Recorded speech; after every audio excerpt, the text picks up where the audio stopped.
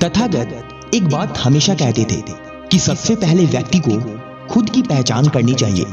दूसरों की बजाय व्यक्ति खुद के बारे में ज्यादा जानता है। उनका मत था कि बुराई से घृणा करो, बुरे व्यक्ति से नहीं।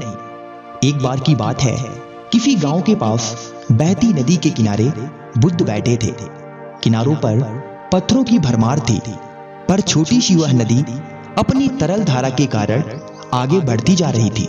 बुद्ध ने विचार किया कि यह छोटी सी नदी अपनी तरलता के कारण कितनों की प्यास बुझाती है, लेकिन यह भारी भरकम पत्थर एक ही स्थान पर पड़े रहते हैं और दूसरों के मार्ग में बाधक बनते रहते हैं। इस घटना की सीख ये है कि दूसरों के रास्ते में रोड़े अटकाने वाले खुद कभी आगे नहीं बढ़ पाते, परंतु जो दूसरों को सद्भाव और स्नेह देता है वह स्वयं भी आगे बढ़ता जाता है। बुद्ध ऐसे ही विचारों में मगन थे कि तभी उन्होंने ग्रामीणों की एक भीड़ अपनी ओर आते देखा। बड़ा शोर था, लोग किसी युवती के प्रति अपशब्द बोल रहे थे।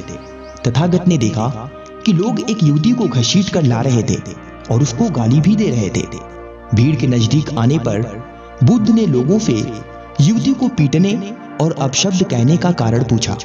लोगों ने कहा कि यह स्त्री व्यभिचारी है और हमारे समाज का नियम है कि यदि व्यभिचारी स्त्री पकड़ी जाए तो उसे पत्थरों से कुचलकर मार डालना चाहिए।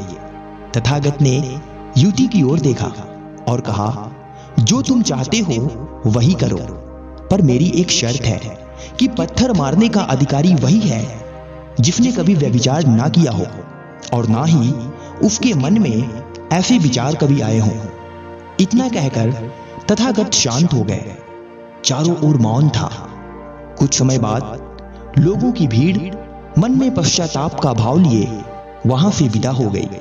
इस घटना से यही सत्य उभरता है कि हम खुद अपने प्रति न्याय कर सकते हैं, दूसरों के प्रति नहीं, क्योंकि हमारी जानकारी दूसरों के विषय में अधूरी होती है। यदि हम किसी के प्रति न्याय करना चाहते हैं तो उसे ऐसा प्यार और स्नेह मिलना चाहिए कि खुद ही अपने दोषों को स्वीकार कर ले और उन्हें पुनः न दोहराने का व्रत ले।